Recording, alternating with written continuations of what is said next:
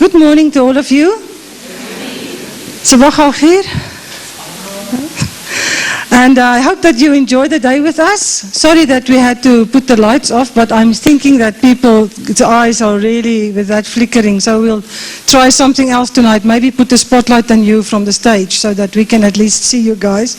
Or I have two headlights, you know, those ones, if you want to borrow them to write your notes or something. Well, I am so happy to share with you this morning. And I hope that you enjoy this week with us. We had to interchange the different subjects so that one person doesn't speak all the time. So you have to keep your mind together. One day when you receive the videos, the DVDs, you can put it all into the right sequence, okay, and then watch it again. Okay, so this subject this morning is about exchanging the truth of God for a lie. And to me, it's very wonderful that Gerda started last night to explain who God is. And we are going to go a little bit deeper into this whole thing about what is the truth and what is the lie that we see in the nations today. Okay, there's the first thing. God is spirit. And those who worship him must worship in spirit and in truth. Okay, that's in John 4, where Jesus speaks to the woman at the well in Samaria. And it's very important that we understand that there are different places or realms or realities. The first one is a spiritual reality, and then there's this physical, visible reality that we are living in. But the spiritual reality is not invisible. Okay, you can only see the spiritual reality when you can see in the spirit. So it's not invisible that nobody can see. God is not a ghost that you can't see. Okay? He may be right around us, in us, with us. We can't see him because our spiritual eyes have not learned to see properly. And that's why we have to learn. We have to learn to worship in spirit and in truth. And then Jesus said something very interesting when he prayed his prayer in John 17. He said, "This is eternal life, that they know you, the only true God, and Jesus Christ sent by you." So here is a very big thing that we have to understand, and that is that many people speak about God, but are they speaking about the true God? Is it really God? And anyway, so by the way, the word God is not his name. It's only an attribute. It means the mighty. Okay, and the first peoples who began to fall into idolatry represented him by a bull. That was the understanding of them, that he's got strength, he's got might, and it's all because of his creative power. That's why they called him that. So the word God is actually an old Germanic word, Gott, that also means the first spirit or the first whatever in the Germanic languages. So that's not his proper name. Actually, God doesn't have a proper name. He only has attributes. Okay, so that when you want to speak about him, you can only speak about him what you have seen in a revelation. You can't speak about him by his personal name like we have personal names to distinguish each one of us from one another. Okay, and here in John 8, Jesus is still speaking, and he says, "You will know the truth, and the truth will set you free." So when we present the gospel to peoples, we have to make sure that they get the truth about who God really is. And that is why it's so important for us to know the truth, that we know whether we are speaking and living in the truth. And then also Jesus says in John 14, "I am the way and the truth and the life." So if we speak about truth, truth is a concept, it's a set of rules, it's a disposition, but it's also a person. Jesus is the truth. Everything that Jesus does, that he says, that he lives, is truth. So we have to compare everything with him to see, is it a lie that we have, or is it truth that we have? That's the basics of the truth now. And here also comes truth is revealed through the Holy Spirit. John 16 verse 13, Jesus speaks. He says to his disciples, "When the Spirit of truth comes, he will guide you into all the truth, for he will not speak on his own authority, but whatever he hears, he will speak, and he will declare to you the things that are to come." So we can rely on the Holy Spirit to show us the way of truth. We don't have to stumble around in the darkness and try to find our own way or read the Bible 1,000 times, because the Bible is the truth. But we have the Holy Spirit that can reveal to us sometimes just a notion in your heart, or say, I don't think something is right here. And then act on that. Don't just disregard it. Many times I thought, it's just me again. Here I go. I don't like this person, okay? And now I'm going to force myself to listen to what he has to say. And then, in the end, it comes out that he's not speaking the truth. Okay, so you have to learn to trust this inner voice for that God of the Holy Spirit that is speaking inside of you to reveal truth to you. Even if you don't have facts, okay, you act on it. Truth also comes through the Word of God. Here Jesus prays again in John 17, and he says to the Father, sanctify them in the truth. Your word is truth. So the more that you spend time in the Word, the more truth will settle into your heart and into your mind. Actually, later on in this course, we are going to speak, how does God write His laws in your mind so that you can understand the truth about who He is and where He is.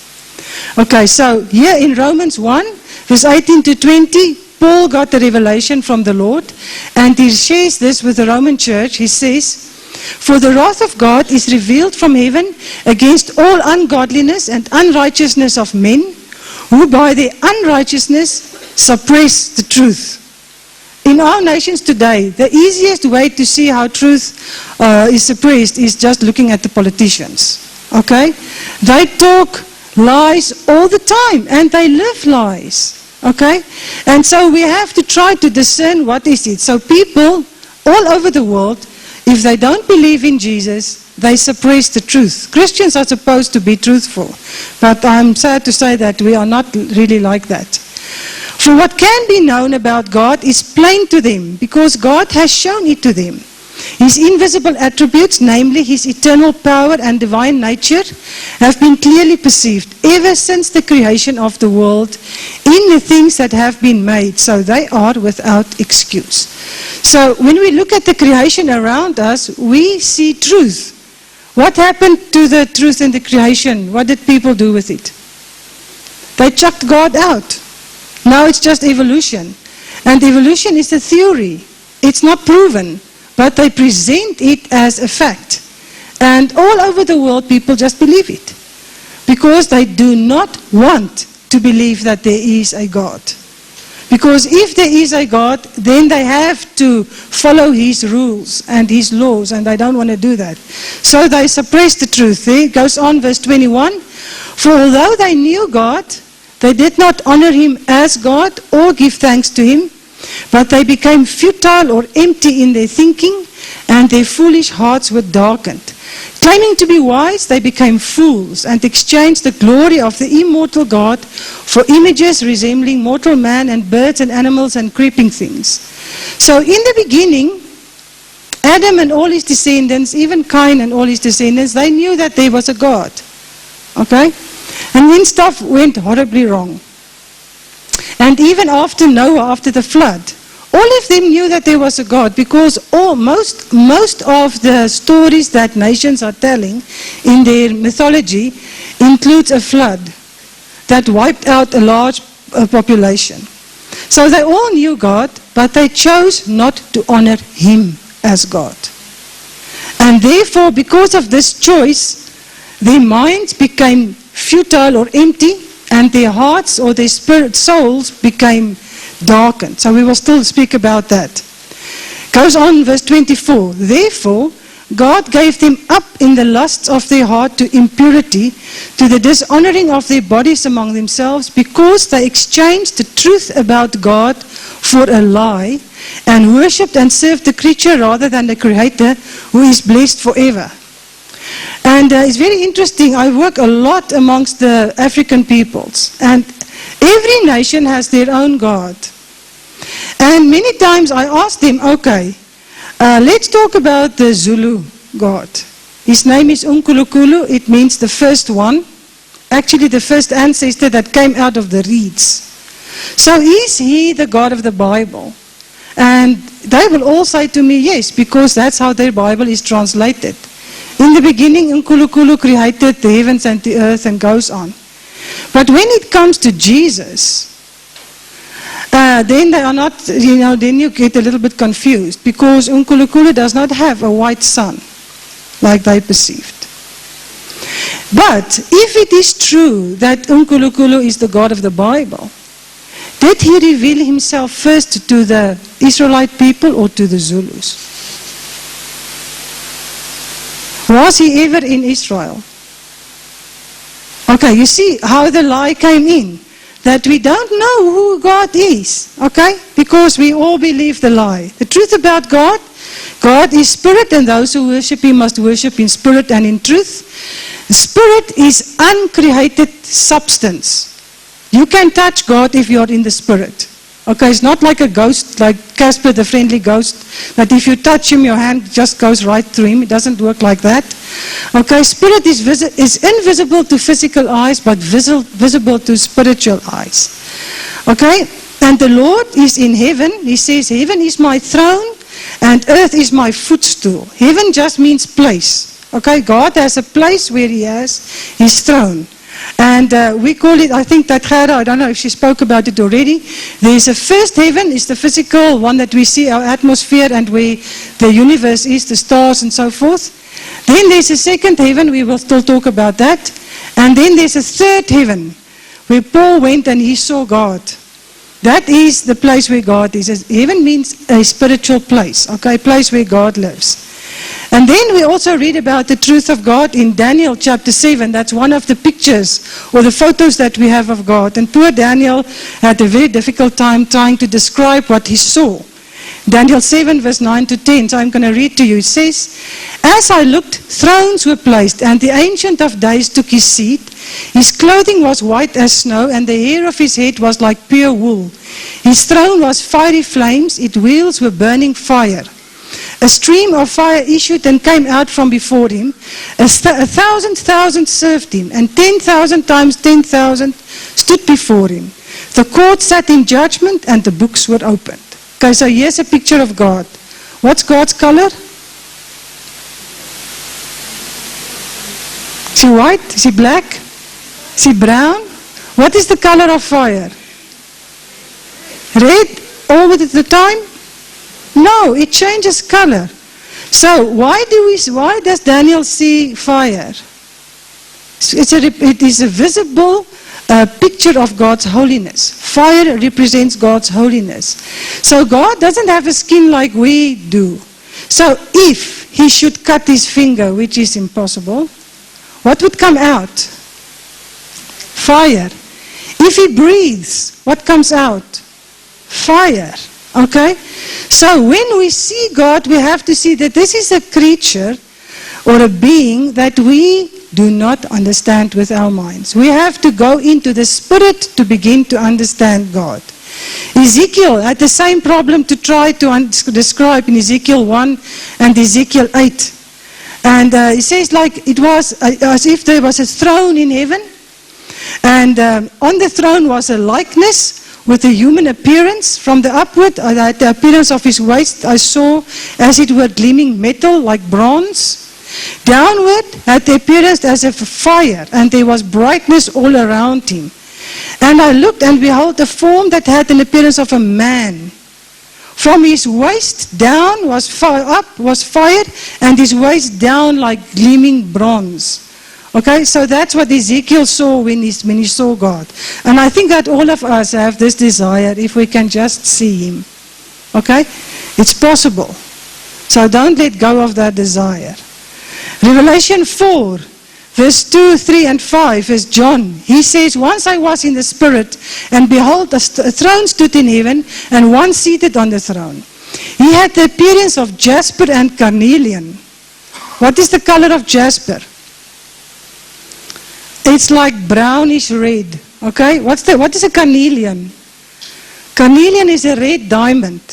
So you can see into God. Okay? Because it's like a diamond that you can see into. It's got so many facets, of course, but the overall color is like that of fire. Okay, and from the throne came flashes of lightning and rumblings and peals of thunder, and before the throne were burning 7 torches of fire, which are the 7 spirits of God. Now God lives in heaven, but He is not alone there. Heaven is populated also with other beings. Daniel 7 verse 10 says, a stream of fire issued and came out from before Him. 1,000,000 served Him, and 10,000 times 10,000 stood before Him. And when we read this, we all think these are the angels. Now there's my picture of an angel. I can clearly see that I've never seen one.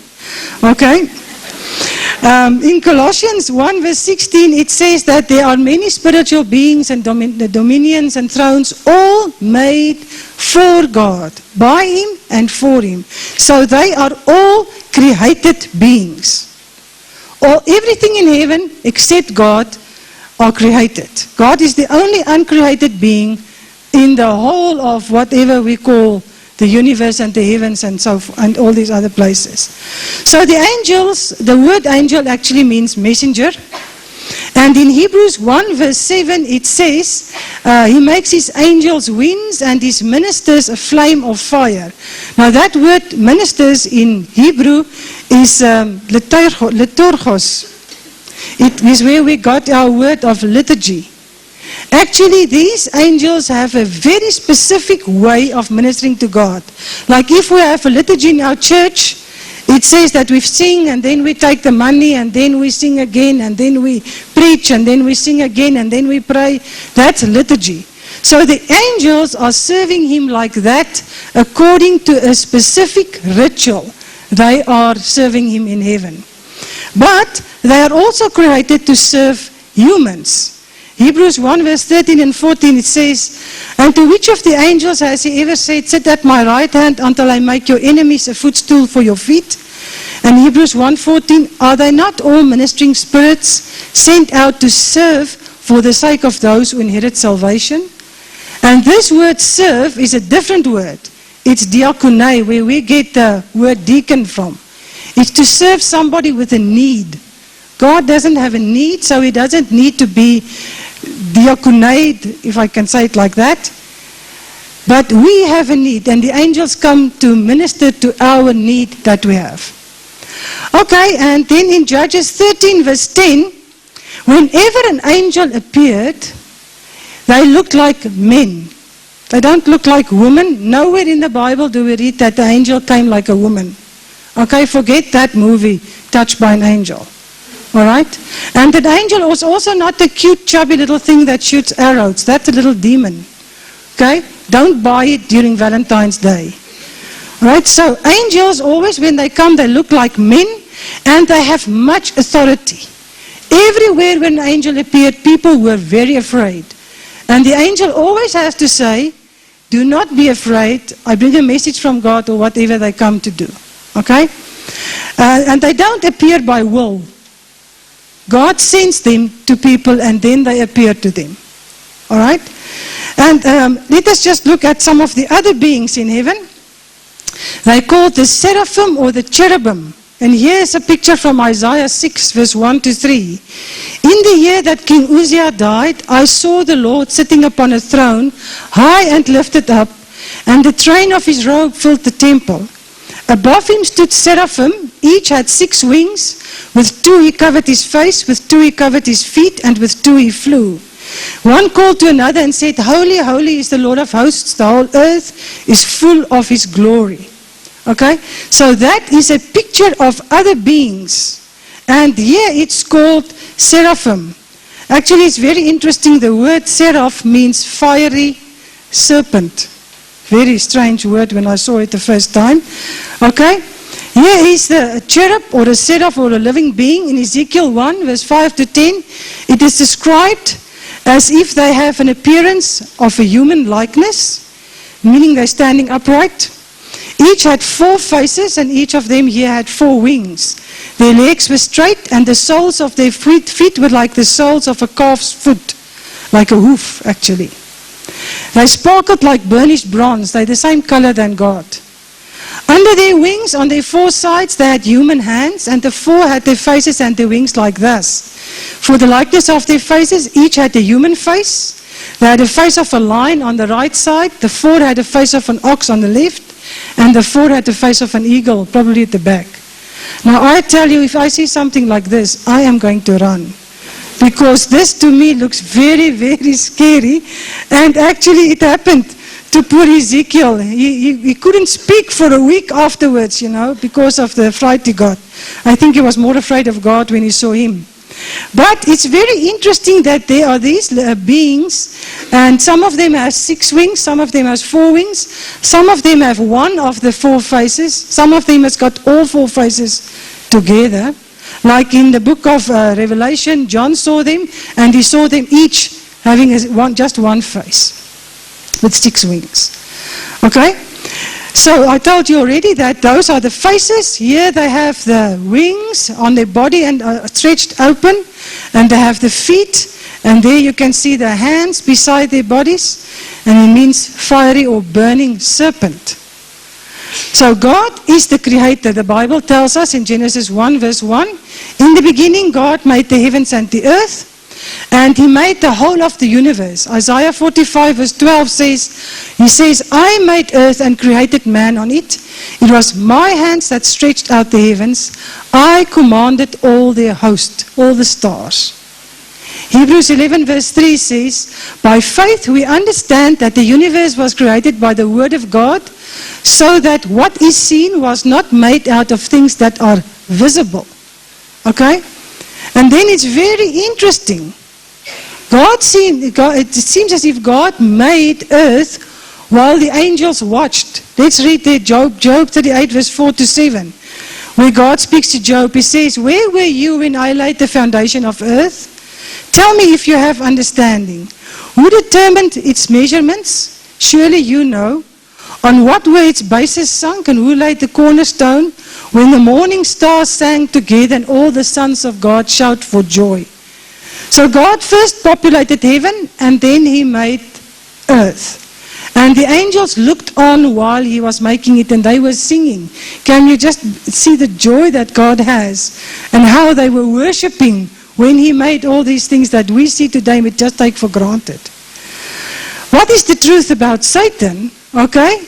We want to know that. Now, I'm sure that little picture there is also your image of Satan that you had when your mother first told you. I got this image because of the comic book that I read. Hot stuff. Okay?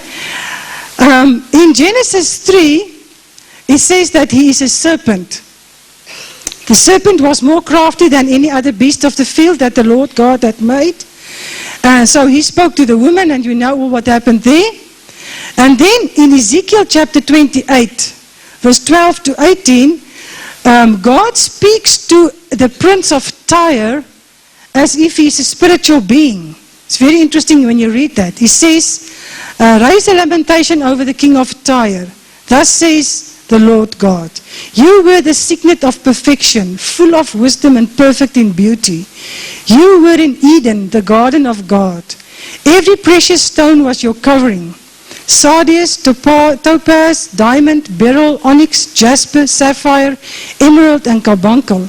And crafted in gold were your settings and your engravings. On the day that you were created, they were prepared. You were an anointed cherub. You were an anointed guardian cherub. Okay, it says there, I placed you, you were in the holy mountain of God. In the midst of the stones of fire you walked. You were blameless in your ways from the day that you were created until unrighteousness was found in you. So I cast you out as a profane thing from the mountain of God, and I destroyed you, O guardian cherub, from the midst of the stones. Your heart was proud because of your beauty. You corrupted your wisdom for the sake of your splendor. So I casted you to the ground. So here we see a picture in the book of Ezekiel of a being that was perfect, that had great wisdom and was perfect in beauty.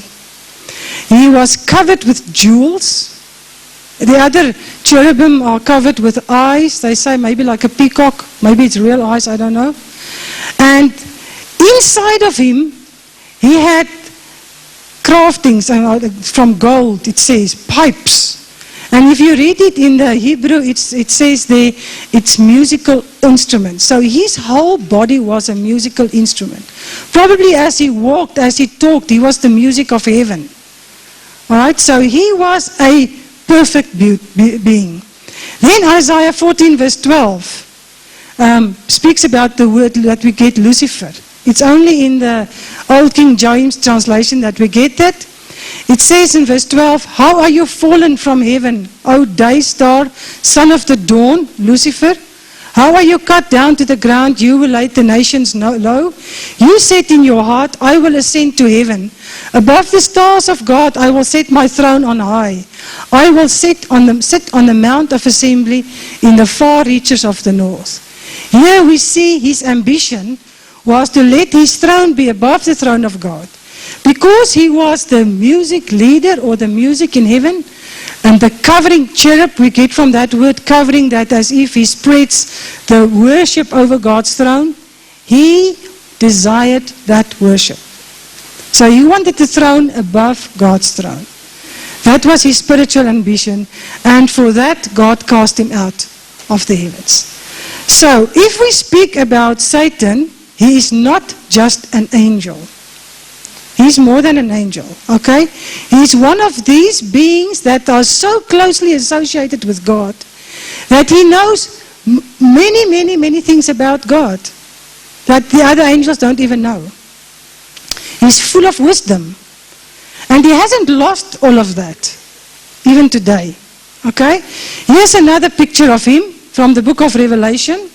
After his rebellion, Lucifer is thrown from heaven to earth and becomes known as Satan. Satan means the adversary or the one that opposes or stand against.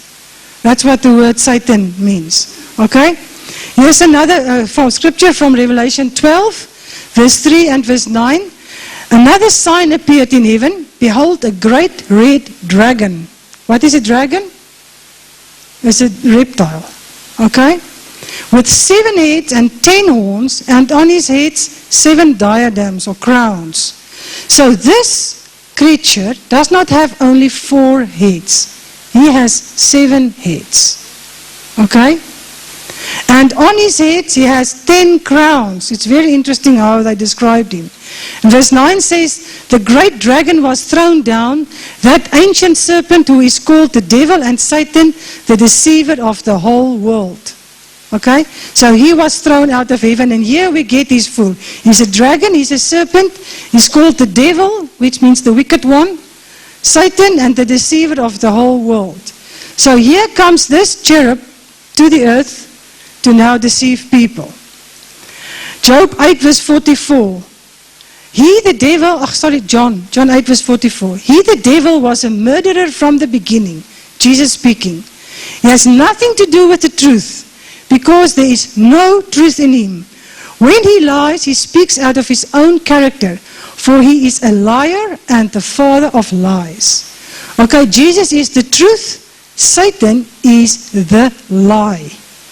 And he will manifest in the Antichrist, who will be the lie personified. So don't believe it when world leaders come to the stage. They are preparing the way for the last one, the Antichrist. Okay, he is a liar. Revelation 12 verse 4 says, his tail swept down 1/3 of the stars of heaven and cast them to the earth. Okay, here goes 1/3 of the angels were cast down with him. Genesis 1 verse 2 says, and the earth became void. Now many theologians say that the fall of Satan happened between Genesis 1 verse 1 and 1 verse 2, because God does not create void. Okay, he always creates stuff perfect. And then when you read from Genesis 1 verse 2 onwards, the word used for created is actually recreated. So God has to call back into being something that was lost, because darkness came onto the earth. The earth became void, there was darkness, and God had to speak light and life on the earth. It's interesting. God says to the earth, bring forth the animals, as if the earth is now birthing something that is in there. We don't know what happened to the animals, but in Genesis 1 verse 3, we read that the whole earth was covered with water. So there was probably a flood or something even before God started to create or recreate. Okay, so there's the heavenly realm, and here is the earthly realm where we are staying. And God created mankind with a specific purpose, and that purpose was to rule on the earth. God says, let us make man in our image, speaking about himself, our likeness, and let them have dominion over the fish of the sea, birds of the heavens, over the livestock, and over all the earth and every creeping thing that creeps on the earth, and over all other human beings. Is that in your Bible? Okay, so where are we ruling today? Where is all our ruling go? It goes over people. We don't rule over the fish, we just eat them. We don't rule over the animals, we eat them. We don't rule over the trees, we cut them down and burn them in our stoves. Okay? So from the original purpose that God has, man is not doing anything. We are now ruling, but we are not ruling where we're supposed to rule. Okay? God wants relationship with people through love and worship. Love and worship is a choice, okay? Cannot be commanded. Love and worship is born out of trust. If you can't trust, you can't love. That's how easy it is. And you can't worship somebody that you don't trust or that you don't love, actually. And then the most important issue in the world today is, who do people believe? Do they believe God or do they believe Satan? And we have to understand very clearly when we look at our world, what is it that's happening around us? And what we believe in our faith determines our actions. What are we going to do and say about it? So Satan came in Genesis 3 verse 1.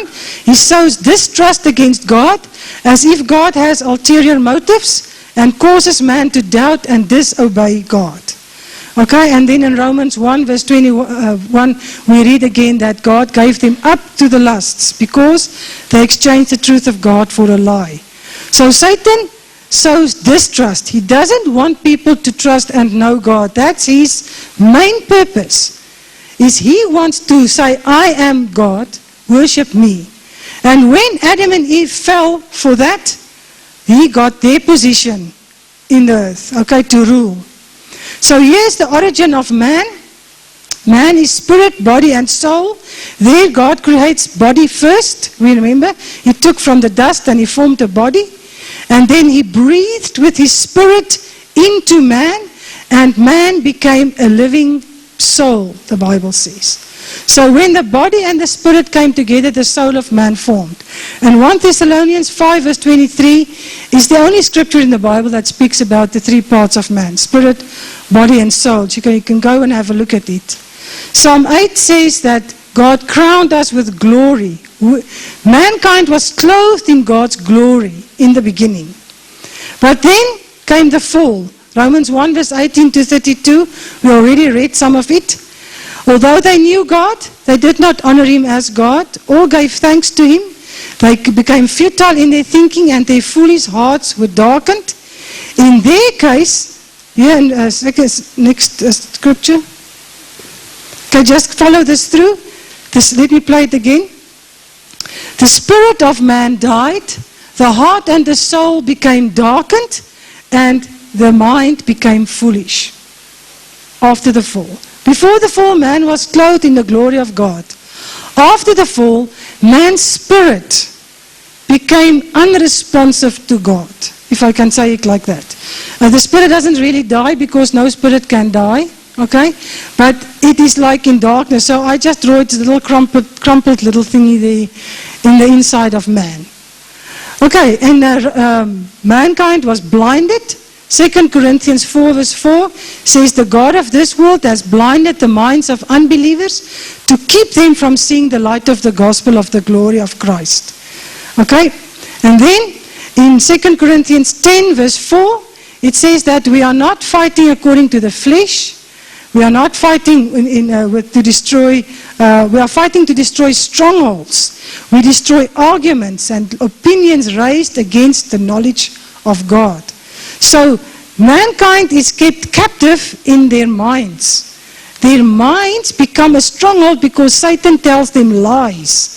And they believe the lies and they live in the lie. And then sometimes there's even a demonic presence in their minds that keep them from seeing the truth. So when we go out there to speak to them, we have to try to speak truth because truth will set them free. Okay? Romans 1 verse 25, they exchanged the truth about God for a lie. The immediate result after that was that they were naked, they were ashamed, the ground was cursed, and there was thorns, and they had to sweat now to work. Every time you sweat, think, oh, Adam and Eve, what did you just do? Okay? And God said to Adam, because you did this, cursed is the ground for your sake. In toil you shall eat of it all the days of your life. Both thorns and thistles it shall bring forth for you, and you shall eat the herb of the field. In the sweat of your face you shall eat bread till you return to the ground. So the ground is cursed because of mankind. And then God closed heaven so that man could not go in there. Genesis 3 verse 22. The Lord said, man has become like one of us to know good and evil. So he must not go now and eat of the tree of life. If man now eats the tree of life while he's in a fallen condition, he's going to live forever in the fallen condition. Okay, so God has to remove the tree of life, or he has to remove man from the presence of the tree of life, and he closes it up and he puts one of the cherubim to guard that entrance. He has to guard it because mankind is very clever and maybe find a way to get in there and eat that fruit. Okay? So, that's the condition that we have after the fall. There's the angel to God, and then there's the sword, flaming sword that's turning around there. Consequences of disobedience to God, we can go, and I put the scriptures there for you. You can go and read it for yourself. The land is cursed or defiled. There's storms and sweaty work. They are now separated from God, and death came in. If you read further on in the book of Genesis, you start reading from Genesis chapter 4 and 5, you see Adam became so old and then he died. Seth became so old and then he died, and then he died, and then he died. So death came in, not immediately, but slowly it started and mankind dies. The redemption that we have is an atonement sacrifice that has to come in to take man out of that. In the Old Testament, they had to sacrifice many things, animals, to keep them being able to enter into God's presence. In the New Testament, of course, we have the blood of Jesus, which we will still speak about. And then, of course, repentance. Repentance is one of the major ways for mankind to turn back to God. And we still do not believe we don't practice repentance. We practice confession. Okay? Confession is to agree with God that we are wrong and we say, sorry God. Repentance is that we turn around and live another lifestyle, which we can only do with the help of the Holy Spirit. It's not possible in a human way. After the fall, communication with God was now hindered. Mankind struggled to speak, and of course, Satan was very quick and he began to speak as well. Then we see in the fallen lifestyle, Genesis 4, we are not even very far into the Bible. Now Adam and Eve had children, Cain and Abel, the first two sons. We remember the story that they both brought a sacrifice and God accepted Abel's sacrifice and not Cain's, and Cain became very angry. And then he called his brother to the fields and he killed him there. God came and said, where's your brother? He says, now how should I know? Okay, and he says, your brother's blood is calling out to me from the land. So, there's something in the blood that can speak. All blood can speak. Right? We have to begin to understand that, to understand what's happening in our country with all the bloodshed. So the blood is calling out to God. The voice goes right up into God's throne. And God says to him, because of this, because of the bloodshed, when you now work the ground, it will no longer yield to you its strength.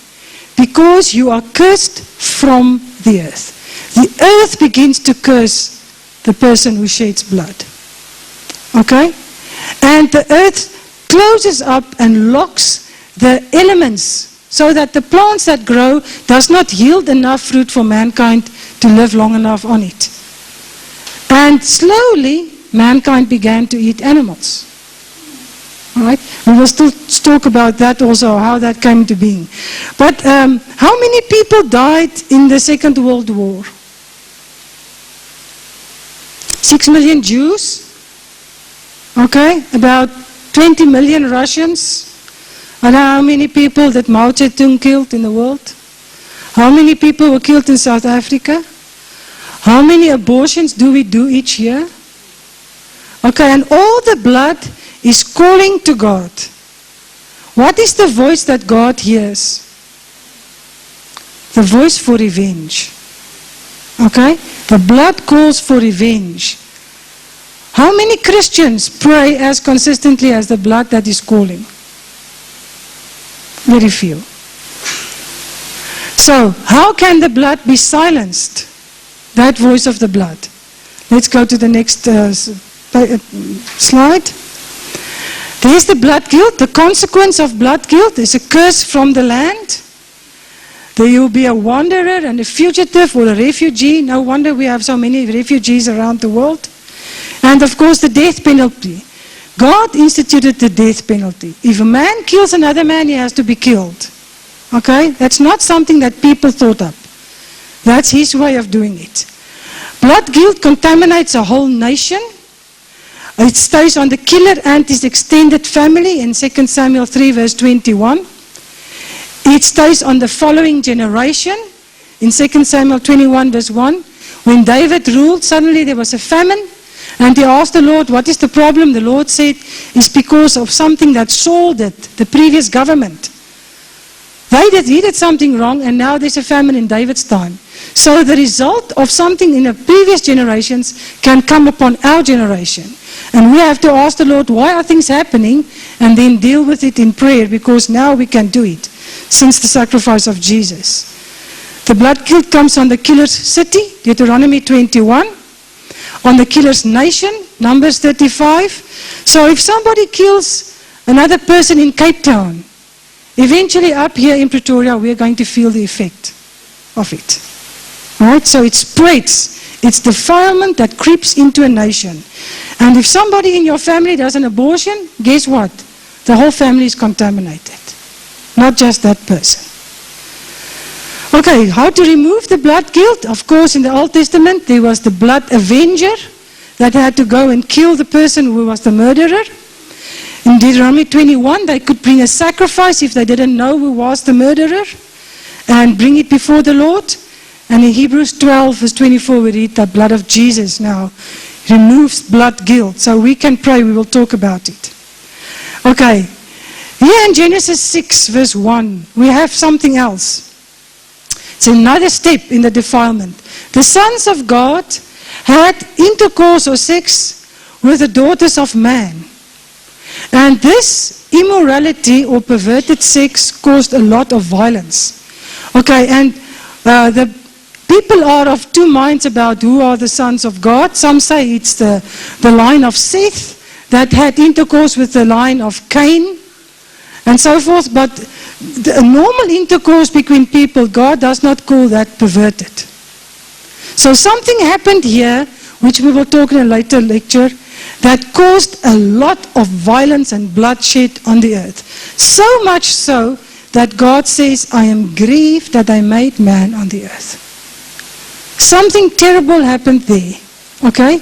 And this immorality has the direct result of violence on the earth. So let's the consequences. God reduced the life expectancy of people. He says they will no longer be so old, they will only live 120 years.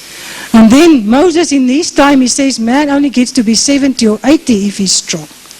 So reduced lifespan because of immorality. So what does AIDS do? It reduces the lifespan. It's immorality that causes it. It gives reduced territory. Leviticus 18, you can go and read that the earth will vomit out the people because of that. Loss of authority and birthright.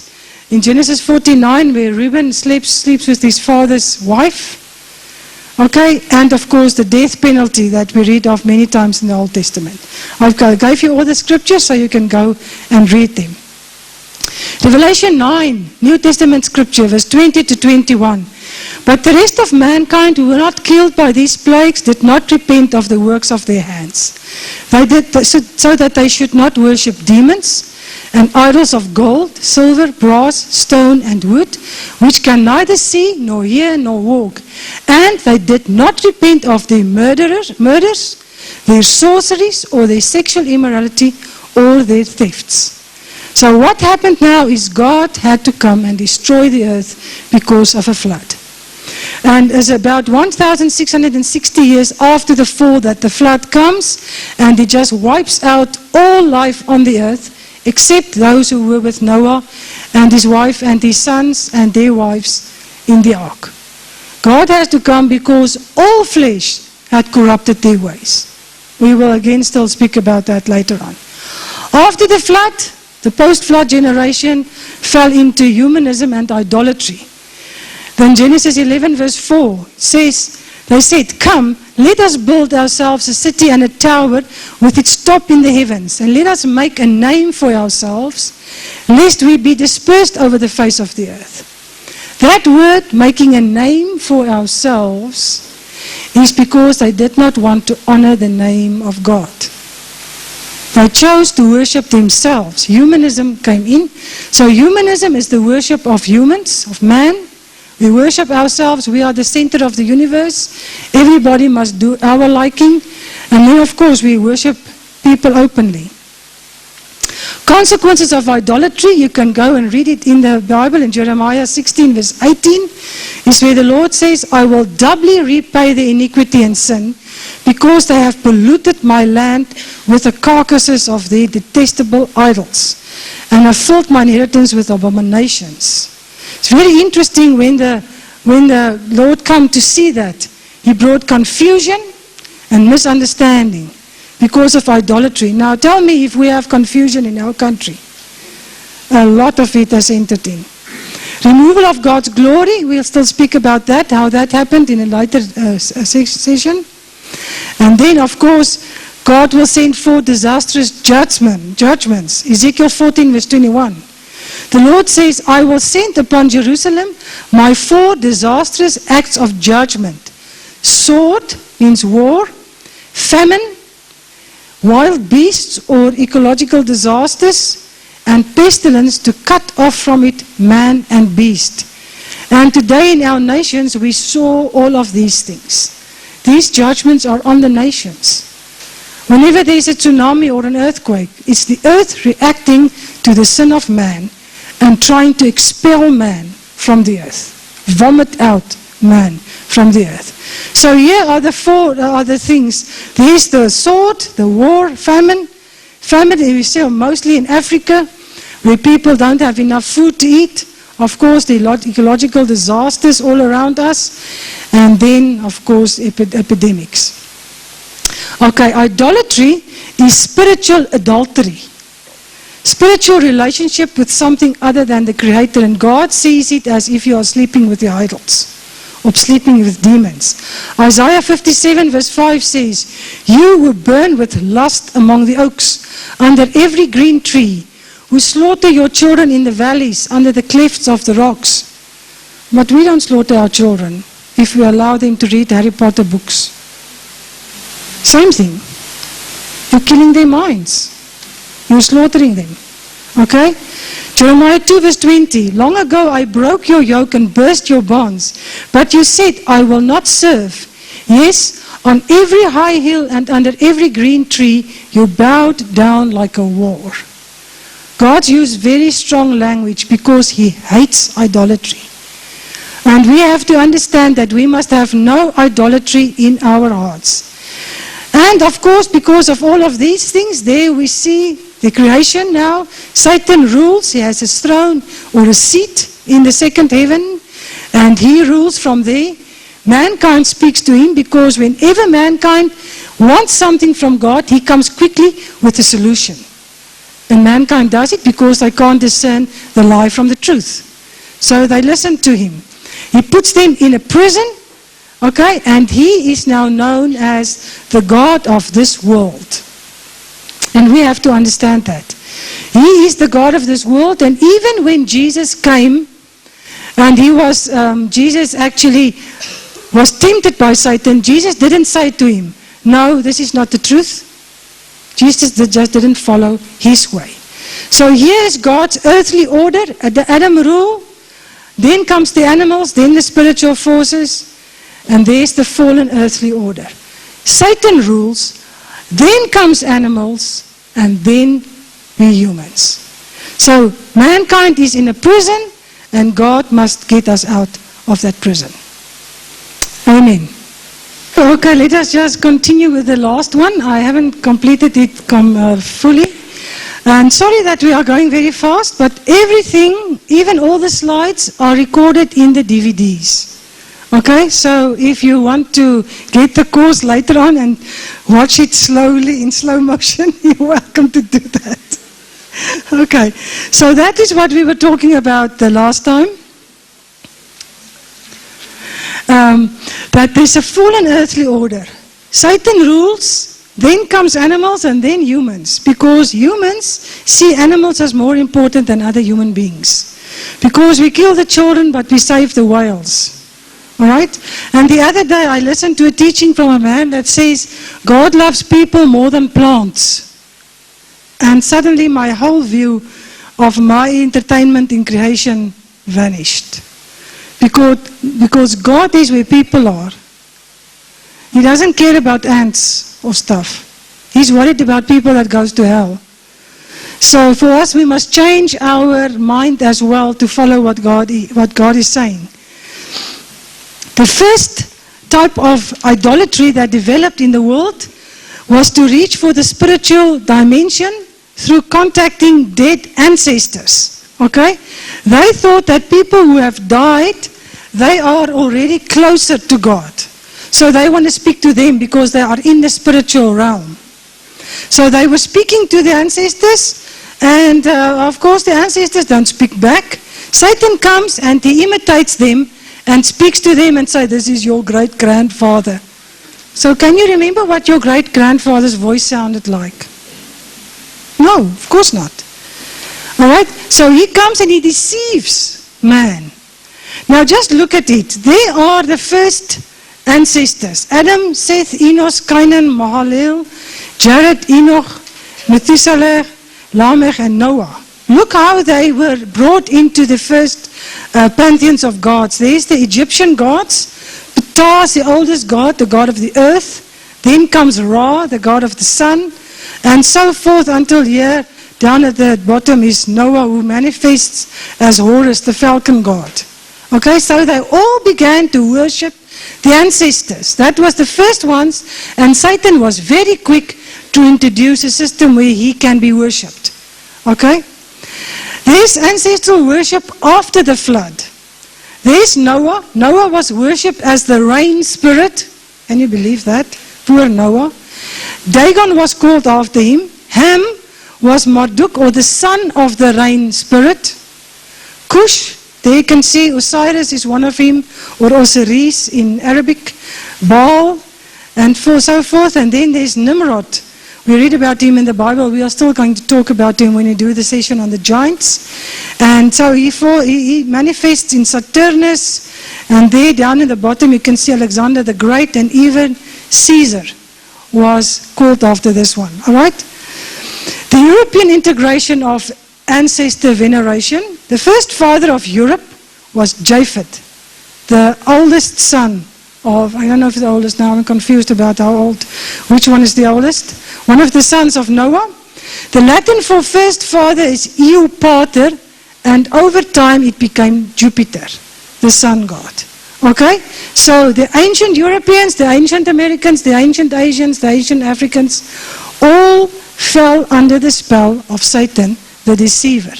Okay? To worship him. Sorry, let me just quickly get the scripture right.